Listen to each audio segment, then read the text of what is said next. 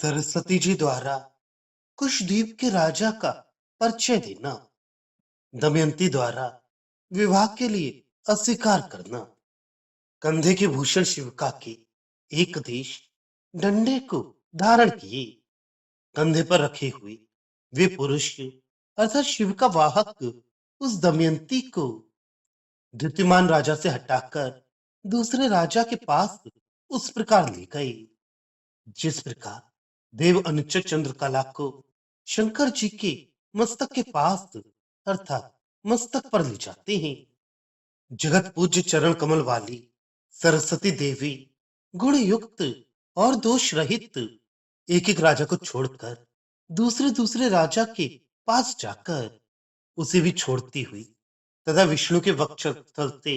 अवतीर्ण लक्ष्मी रूपा उस दमयंती से बोली, हे कमल तुल्य हाथ वाली दमयंती, कुशा से चिन्हित देह वाली, बहुत कुशाओं से पूर्ण द्वीप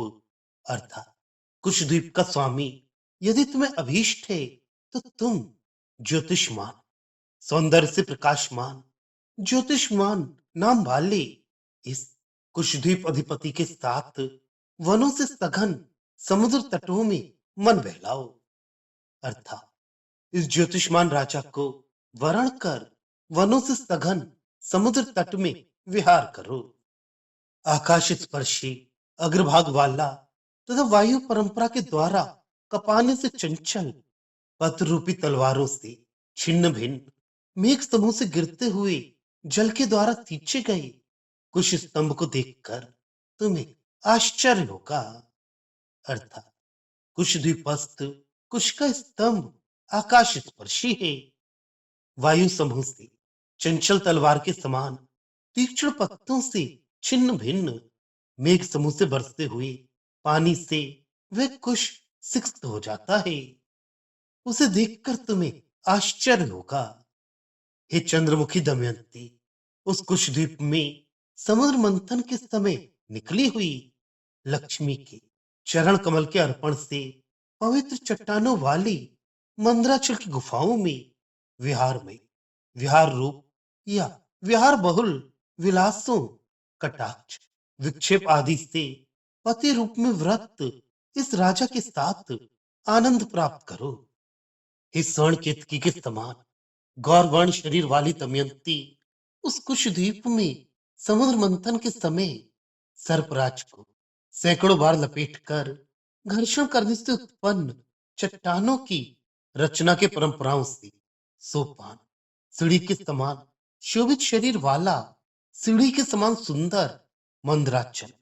मानो तुम्हारे चढ़ने के लिए तैयार है अर्थात मंदराचल में वासुकी को सैकड़ों बार लपेटकर समुद्र मंथन किया गया था। उसके द्वारा घिसने से उस मंदराचल में पड़े हुए चिन्ह चट्टानों से बनाई हुई सीढ़ी के समान मालूम पड़ते हैं और उनके द्वारा ऐसा मालूम पड़ता है कि मानो वह तुम्हें अपने ऊपर चढ़ाने के लिए तैयार हो। हे सुंदरी दमयंती, सर्पराज वासुकी के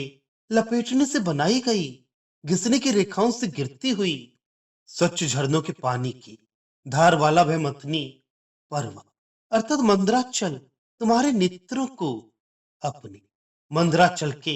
बोझ से दबे हुए मस्तकों वाले शेषनाग के अवशिष्ट शरीर से लिपटे हुए शरीर वाला ये है ऐसा भ्रम करे अर्थात सर्प के मस्तक को दबाने पर वह बाकी शरीर से दबाने वाले के शरीर को लपेट लेता है। ऐसी उसकी प्रकृति होती है। मंदराचल में सर्पराज को लपेटकर समुद्र का मंथन किया गया था। उस समय सर्पराज के लिपटने के स्थानों में घिसने के चिन्ह गड्ढे पड़ गए। उनसे बहती हुई झरनों की स्वच्छ जलधारा को देखकर तुम्हें ऐसा भ्रम होगा कि सर्पराज ने मंदराचल के द्वारा अपना मस्तक दबाने से अपने अवशिष्ट शरीर से उस मंदराचल को लपेट लिया है। हे सुंदरी दमयंती, वह मंदराचल तुम्हारे इस स्तन द्वय से ऐरावत के कुंभ द्वय मस्तक स्थित कुंभाकार दो मांसपिंड विशेष को भुजद्वैसी कल्प वृक्ष के पल्लव को और मुख से समुद्र मंथन से निकले हुए चंद्रमा को अच्छी तरह स्मरण करी। समुद्र मंथन के समय ऐरावत, कल्प वृक्ष तथा चंद्रमा निकले हैं। उनको प्रत्यक्ष देखने वाले मंदराचल को तुम्हारे स्तनद्वय, पाणिद्वय तथा मुख को देखकर ऐरावत, कल्प वृक्ष तथा चंद्रमा स्मरण अवश्य हो जाएगा, क्योंकि तुम्हारे स्तनद्वय ऐरावत के कुंभद्वय के समान, भुजद्वय कल्प वृक्ष के पल्लव के समान तथा मुख चंद्र के समान है। अतः सदृश वस्तुओं के देखने से पूर्व दृष्ट वस्तु का स्मरण होना सहज है। सब लोगों के द्वारा वेद तुल्य सत्य वचनों से विस्तारित कीर्ति रूपी रत्न वाले तथा निष्कारण दूसरे के लिए उद्योग करने वाले उस ज्योतिषमान नामक राजा को उस दमयंती ने उस प्रकार स्वीकार नहीं किया,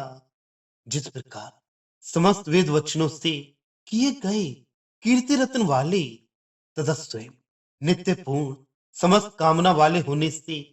परोपकार के लिए कार्य करने वाले अर्थात परम दयालु भगवान चंद्रमौली शंकर जी को पूर्व मीमांसा स्वीकार नहीं करती है। पूर्व मीमांसा वेद को अपौरुषीय ईश्वरकृत मानती है, परंतु अन्य किसी देव को नहीं मानती। अर्थात दमयंती ने उस ज्योतिषमान राजा को वरण नहीं किया।